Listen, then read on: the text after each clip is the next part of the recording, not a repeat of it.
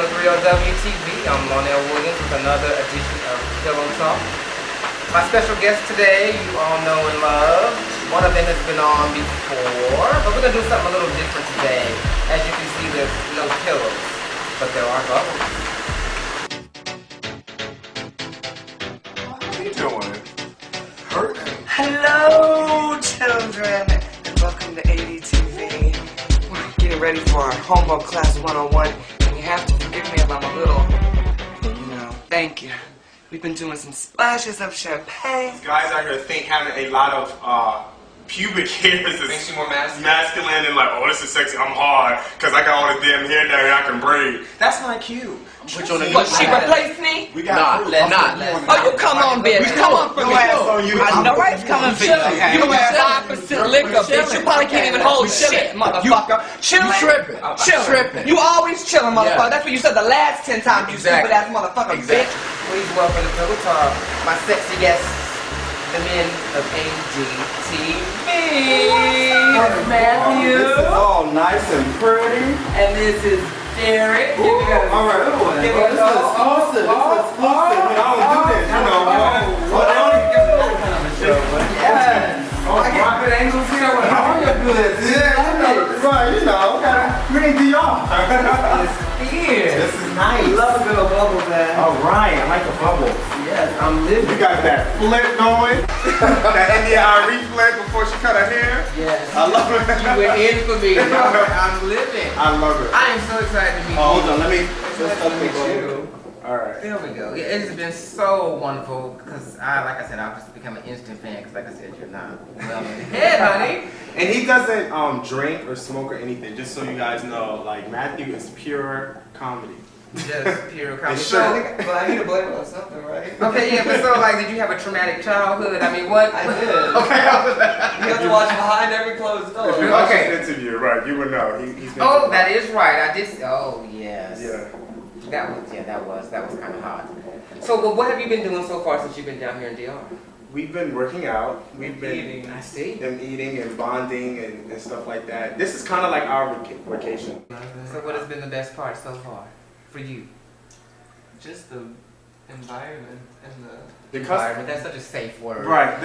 The customer service, they're gorgeous. Like, I'm like, what? Like, I'm not even here for the people. I'm here for the staff. The staff is gorgeous. If you want extra water or juice, they say, here you go, Bobby. I'm like, I'm gonna take my drawers off to get some extra strawberries. I don't know what to do with myself. It's really nice down here. I think we've all worked hard for this. We really It's amazing. It's a wonderful experience. I haven't went off my diet. Really? Okay, so Matthew worked hard. He wasn't eating. gluten-free diet. All Yeah. this time.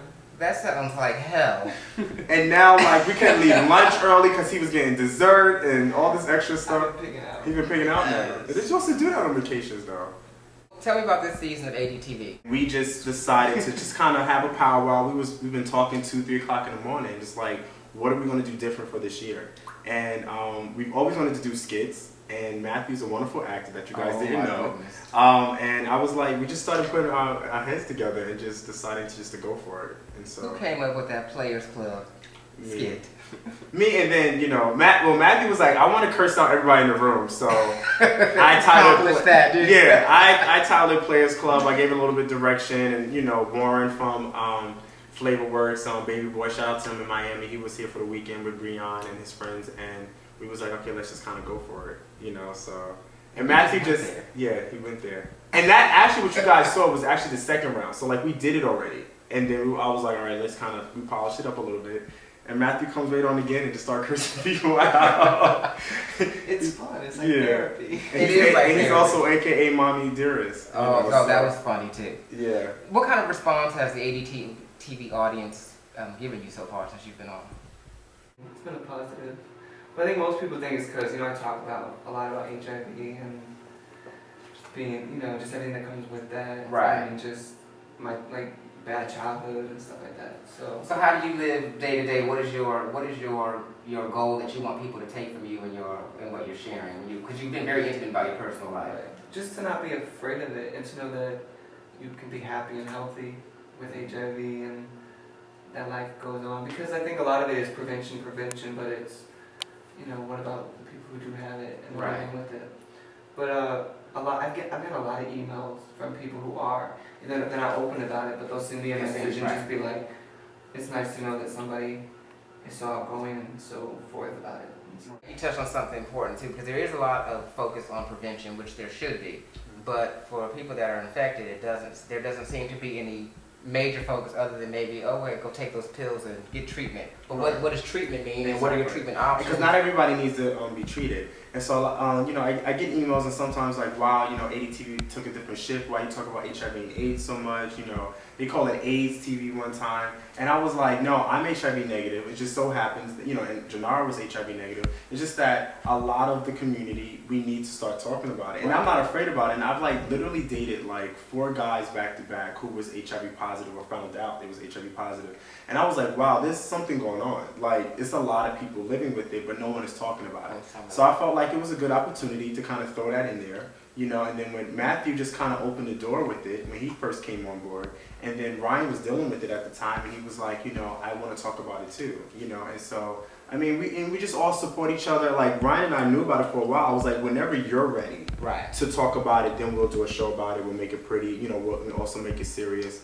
And so, I guess for ADTV, we want to show people that you can live your life and deal with not having money, struggling, having HIV, and all this other stuff. And I mean, and that's what we do. How do you date someone whose status is opposite yours? And I want the positive and the negative. Oh, that's really good. I recently met someone who's HIV positive, and I think he's such an amazing guy. And I actually, I work at GMHC, Gay Men's Health Crisis, and I was talking to my boss, and I wanted to do a town hall meeting about the topic's supposed to be like, my boyfriend's HIV positive. Because since I'm not, so I'm like, there's things that you want to learn and know, just so like, just intimacy stuff and safety things. Because there's nothing wrong with dating somebody who's HIV positive. You know, like, they're human too. Right. It's different. You know, the guy was telling me there's certain things, like when you're in a relationship, he was like, you know, you can, you know, eventually have raw sex with your partner because you guys got tested, if you guys are both, you know, HIV negative. But now that's different because, you know, one is not and the other is. And so it's a different dynamic. And so, but at the end of the day, like, when you love someone, you like them, you would try to make whatever works. But it must cross your mind, like when you're getting ready to be physically intimate, do you feel, is it like a fear factor? A long time ago, it used to be a fear factor, and then now because I know and I've got trained, I'm a trained HIV counselor, like, I know there's certain things I can do and I would still be safe and I'm okay. Like, I can kiss them, I can have oral sex and do certain things, and, you know, I've asked questions, you know, and, you know, you just kind of make it work. Right. You know, so I don't know how it is for Matthew, right? You know, well, I don't have the fear factor anymore. I mean, I think that goes away once you do. I mean, you have to worry about other things, of course, but I think most people who are positive, they stop worrying. I don't know why that is, but I think they still should worry, but they just seem to stop. But for me, like, I just chose to be really open about it, so I was pretty much open with people from the get-go, like, first date. Or sometimes, you know, if I was talking to someone online, I would tell them straight off the bat that, you know. And what kind of reactions do you? I'm sure you've gotten the game. It's multiple. Some people are fine with it. Some people are just like, it's not for me, and I respect that. But I just got to a point I wanted to be in a relationship, which I am now. I've been with someone for 6 months, but he's totally fine with it, and he knows like the medications I'm on. He knows when I go to the doctor. Like, he's fine with it, and he's completely open. I mean, he's just, you have to find someone who, I guess, is mature enough and at a certain level where they, and if the knowledge is very important, like being smart about it. Matthew's in a beautiful relationship. A beautiful man, a beautiful black man at that. You need to say Yes, Samantha. that chocolate. Do you have any white friends? How is that possible? I just never related, and I know this not, like, I don't go around trying to act a certain, like, I just, I'm who I am. But I think growing up, I didn't really get into like the white movies, and I always liked people like Phyllis Hyman. And you go up to white people, they don't know who Phyllis Hyman, Anita Baker, all those people, you know, Melba Moore. That's who I listened to growing up. So it was. One of the things I like about Matthew, he acts white. Like, Matthew is white. He is who he is. But he doesn't, you know. But he just, you know. I have another good friend. That's why I asked that. I have another good friend who's from Holland, and most of his friends are also black. But he's not someone who tries to act black. He's just who he is. Right. But you can't. Black men are cool. I mean, they're just. Well, no, but I understand. Well, no, I know what you're dealing with, huh? They're gorgeous. They're a pain in the ass, but they're gorgeous. Right. See. Right. But what about interracial relationships? Because race seems to be a big topic in the country now with the president and Shirley Sherrod and all People are that. saying we're more racist than that for some reason. I don't know what's going on with. At the end of the day, I feel like we're all human, and then like we have to remove the whole stigma of the whole race card. You know, sometimes I feel like white people are smarter, you know, or the Asian people are smarter than the black people, but you can't really do that because it's just a human thing. It just at the end of the day, it's all a color, you know, and we need to like remove like this person looks like this or whatever, because I've met, you know, black people that act like straight up hood rats, and I met white people that make, you know, poor, you know, and it's a totally different thing. But blacks and whites really don't mix together, it seems, for the most part. Because like even like this event and several other events, like there's no white people that came to this.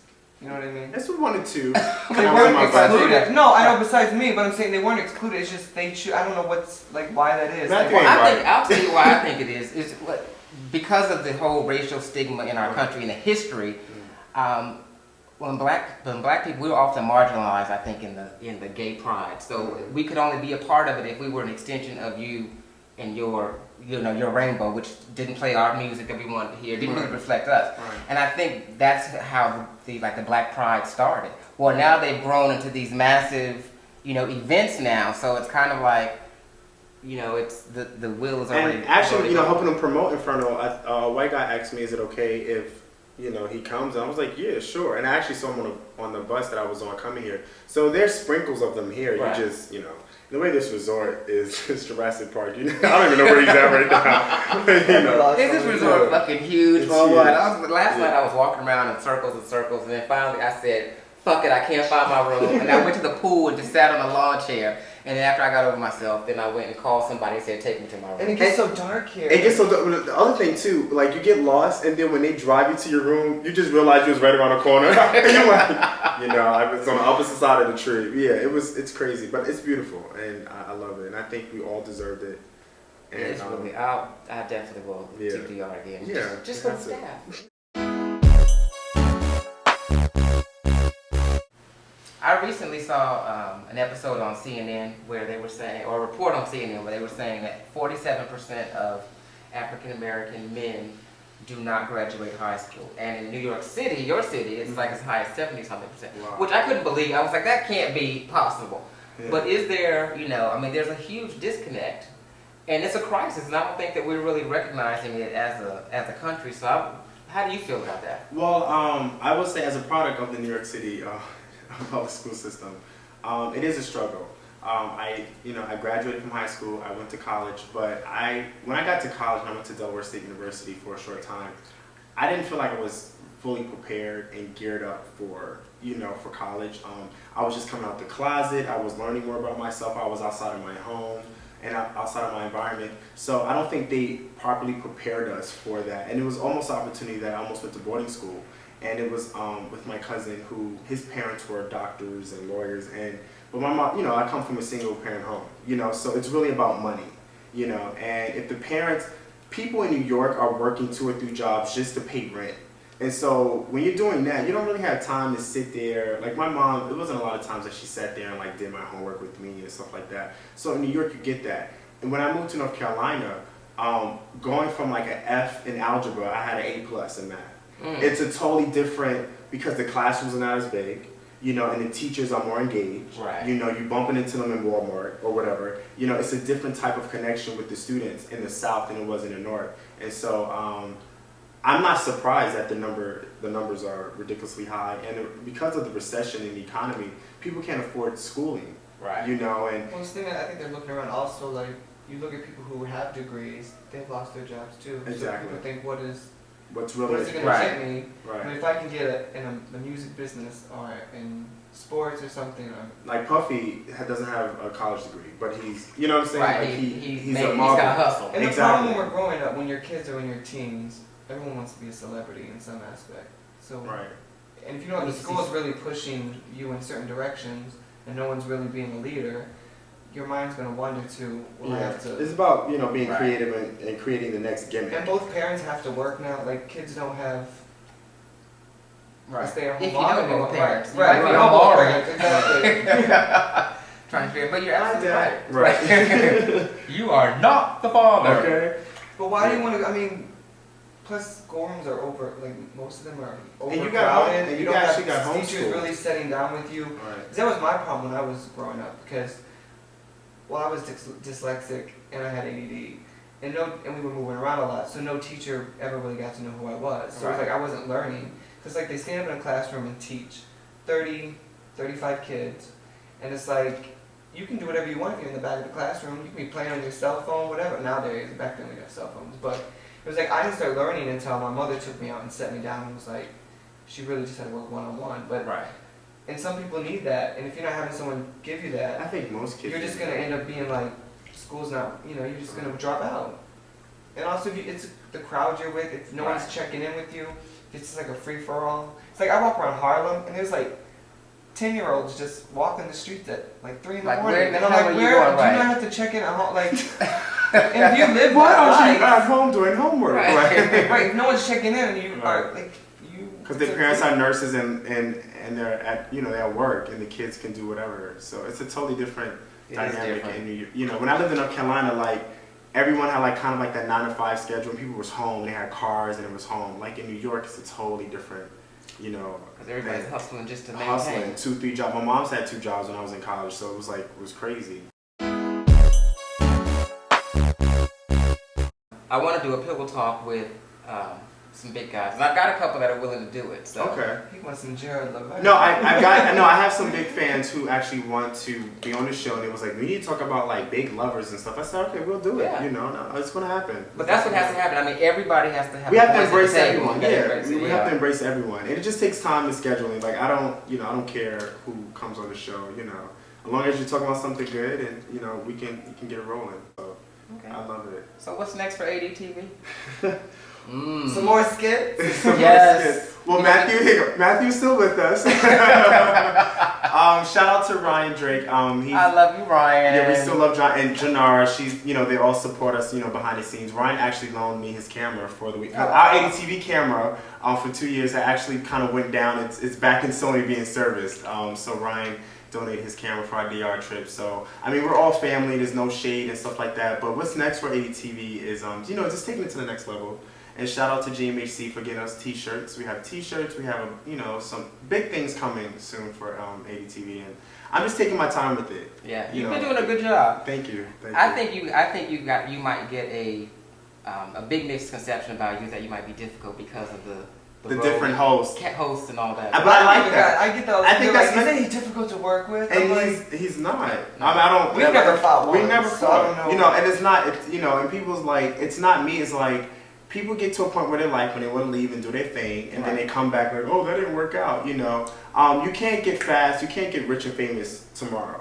And they come on ADTV. I'm really professional. I send them emails. I have a schedule, and and they're like, oh, this is work, And I guess I was like, oh, you got to do hard work when you're going to be famous. Like to me, this is practice. I think this is a little training course. It's boot camp. ADTV to me is boot camp, and it's fun. So is that what people come to the show to be famous? Is that what you think they're doing that for? I think they started to get the idea that. No, at first they do it for fun, and then after a while they're like, oh my God, they're being stopped in the street. I'm behind the scenes pushing in and working, and people just don't really get that it's a lot of work that we do. It that is a whole editing, lot of work. and Y'all know I hate that editing. But it's just a lot of work, and whatever we can get. Like I want Matthew to be on television to do like I'm not gonna be mad. Like make that money, get to the next level. And I was gonna stop ADTVs just so we can do our own thing and then come back later. So we're in talks. I run everything through Matthew. Like I don't make like big, huge decisions without him knowing. Right. Well, I would say, even just in watching your work ethic and the time that I've known you, you've really always just been very focused about the next thing or making it the best and pushing it forward. Yeah. And some people, like you say, who are doing it for fun, don't understand what that actually is. Yeah, you have to do your passion. Your passion is what you live for. Right. You know what I'm saying? When it's your passion, this is cool. So I can also work here in DR and also work, and enjoy it. You know what I'm saying? And I'm all about enjoying the moment. you know, and not like, oh, I got to do these shows so I can have the next big. I'm not doing 10 shows in DR. I'm sorry. No, that'll be me. Right. I've got no life. That worked. Right, Yes, that's exactly. the work. No, I want to enjoy because GMAC's working my ass off, so I was like, let me kind of I'm having a good time right here in this little water right here. If the cameras wasn't here, this would be a regular conversation. There's a part 2 to this. No. So, what else are you gonna get into? More acting. I'm working on a script. I meant this weekend. Oh, this weekend? We understand that you're talented and all that stuff. He likes to keep saying it gets dark at night. Very dark. Right? It gets very dark at night. What I'm about to do this weekend is none of you guys' business. Have a good time. Well, guys, I want to thank you. And again, it's just been such a pleasure to meet you, man. I'm so happy you guys met. Yes. Remember after this. Because I'm always secretly, not so secretly watching, but just laughing like, this is fool. But that's because I relate to your madness. So I hope you understand that I mean that in all the love necessary. But if you think I'm crazy now, keep watching it. Right, keep watching. I got some more stuff coming. You really think I'm crazy? Yeah, season finale is sick. Like, I can't wait. it's a mess. I cannot wait. Well, I want to thank my guests, Thank Matthew you. and Derrick of Adtv, for being on this special exclusive edition. It's a wet pillow talk. It's a wet in a waterbed. It's a wet dream. It's a wet dream. No, thank you for having us. Oh, Yeah, of course, thank you so baby. much. You're welcome in my tub anytime. Thank you guys for tuning in to this special edition of Pillow Talk on ADTV. Always. Right. Standing Those are right. water fights. Yeah.